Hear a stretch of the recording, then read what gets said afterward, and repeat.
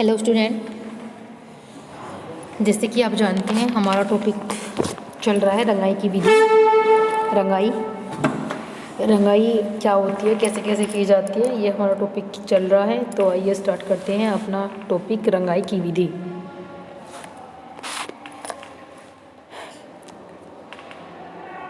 Dying methods. तैयार वस्त्र बुनने वाले धागे या वस्त्रोपयोगी तंतुओं पर रंग चढ़ाने की क्रिया को रंगाई कहते हैं। कलर्स, कोई वाइट कलर्स होता है, कोई भी हमारा वाइट कोरा कपड़ा होता है, उसको रंगने की क्रिया, उसको कलर में कन्वर्ट करने की क्रिया को रंगाई कहा जाता है। रंगाई की क्रिया एक व्यवस्थित एवं वैज्ञानिक क्रिया है। वस्त्रों को तंतु से लेकर वस्त्र तक के विकास की किसी भी अवस्था में अंगलिखित विधियों द्वारा रंगा जाता है। अलग अलग विधियों के द्वारा रंगाई की जाती है। हमारी जो कलर्सफुल रंगाई होती है वो अलग अलग रंगों में कैसे कैसे की जाती है। स्टॉक रंगाई। जब वस्त्र तंतु की कताई से पूर्व तंतु अवस्था में ही रंगा जाता है तब उसे स्टॉक रंगाई कहते हैं। इस क्रिया में तंतुओं को बड़े टैंक में रखा जाता है। बहुत सारे बड़े जो टैंकर उस होते हैं उसके अंदर रखा जाता है और उच्च तापमान में रंगों के साथ क्रिया करवाई जाती है। इस विधि में रंगों को घोल को तंतु में पंप द्वारा प्रविष्ट करवाया जाता है। फिर भी कई बार कुछ भाग ऐसे रह जाते हैं जहाँ रंग प्रविष्ट नहीं हो पाता। बहुत बड़े टैंक होते हैं, टैंकों के अंदर कपड़ा और कलर्स डाला जाता है, फिर इसमें रखा जाता है इनको घोल के अंदर। तो बहुत टाइम बाद भी अगर हम इसको निकालते हैं तो बहुत से भाग ऐसे होते हैं जहाँ पे कलर्स नहीं चढ़ पाता है। कुछ भाग रह जाते हैं कलर्स के जहाँ पे चढ़ नहीं पाता है कलर। बाद में मिश्रण तथा कताई की क्रिया में यह रंगे हुए रंग तंतुओं में पूरी तरह प्रवेश कर जाते हैं और जल्दी मंद नहीं पड़ते हैं। स्टॉक रंगाई में रंगे हुए तंतु को काटने में कठिनाई होती है क्योंकि इनकी प्रतिस्कंदा कम हो जाती है। ऊनी वस्त्रों पर अधिकांश स्टॉक रंगाई की जाती है। जो इसके धागे होते हैं, धागों को रंगा जाता है तो बहुत बार कहीं कलर चढ़ जाता है, कहीं नहीं चढ़ता है, तो बाद में उनको अलग अलग करके भी उन पे किया जाता है स्टॉक रंगाई। सामान्यतः इस प्रकार की रंगाई बटे हुए वास्टेड ऊन में की जाती है। टाप ऐसे ऊन को कहते हैं जिसमें से छोटे तंतु पृथक करने हेतु कंघी करने की क्रिया की गई हो और सुलझाने के बाद इन्हें रस्सी के समान बनाया गया हो। इन टाप को छिद्र में चरखे पर लपेटकर रंगाई के घोल में डुबाया जाता है। फिर विधि से एक समान रंगाई होती है। घोल से निकालने के बाद ऊन को कंघालकर सुखा लिया जाता है। सूत्र रंगाई। जब तंतु का काटने के बाद यार्न में कन्वर्ट किया जाता है, धागे में कन्वर्ट किया जाता है। जब तंतु को काटकर सूत बनाने के बाद उनकी रंगाई की जाती है तो इसे सूत्र रंगाई कहा जाता है। जब सूत्र को रंगाई के लिए डुबोया जाता है तो उसमें चरखियों पर या लच्छियों के रूप में रखा जाता है, इसलिए कभी कभी इस विधि को लच्छी रंगाई भी कहते हैं। लच्छियों में रखा जाता है, लच्छियाँ रंगाई की जाती है। इसमें रंगाई का घोल सूत के अंदर तक प्रविष्ट हो जाता है।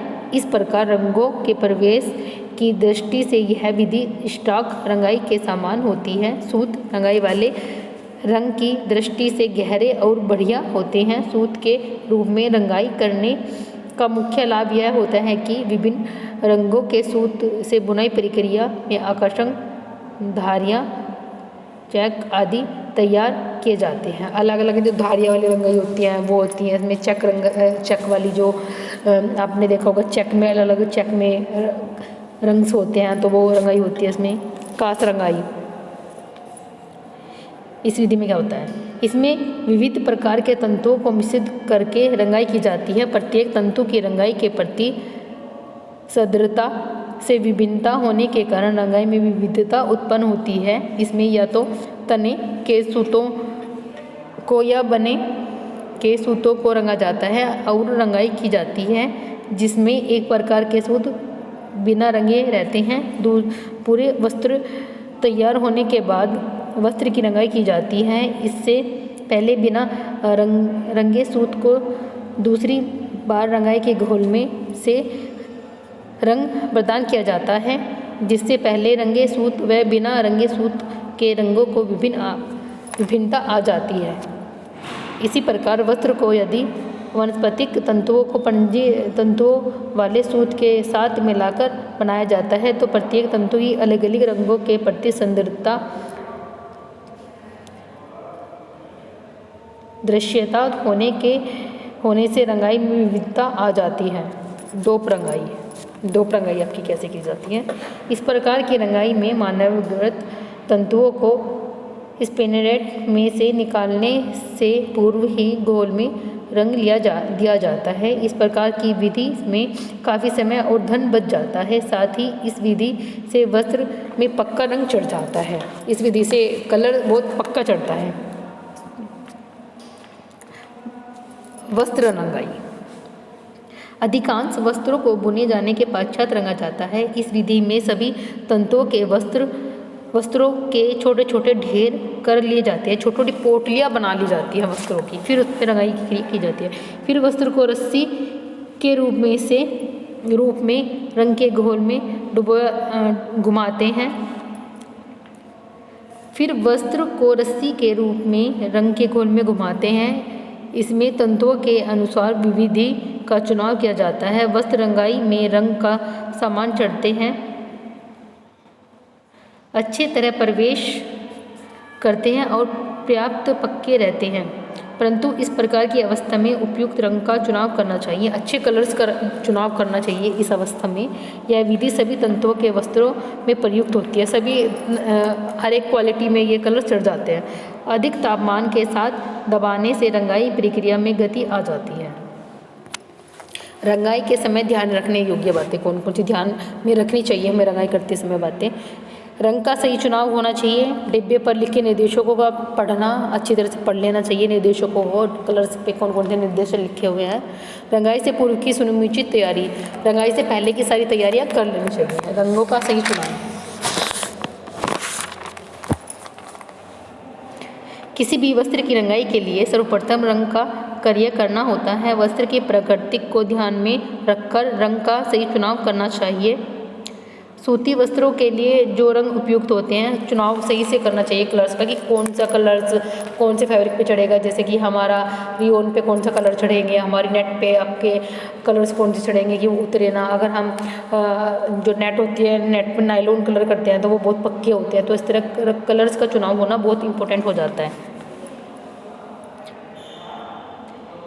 सूती वस्त्रों के लिए जो रंग उपयुक्त होते हैं वह ऊनी या रेशम वस्त्र पर नहीं किए जा सकते।